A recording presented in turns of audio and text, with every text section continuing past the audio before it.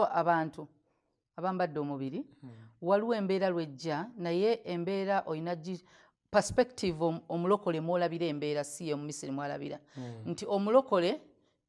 embeera girabe ng'ekigezo it's a test olwafu ku faith yo nga tulabire ku lutalo lwani lwa Katonda ne Sitaani ku Yobu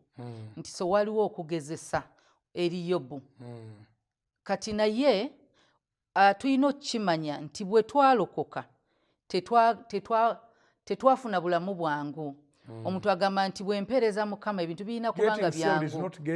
easy life no it's not an easy life gy'ogamba kubanga bw'olokoka bw'oti kati ofunye omulabe gwe bayita Sitaani kati nga this time omulaze nti tomwagala kasita olokoka oba omaze omulaga nti tomwagala kati buli mulokole Sitaani the devil is the enemy ajja kukozesa buli kintu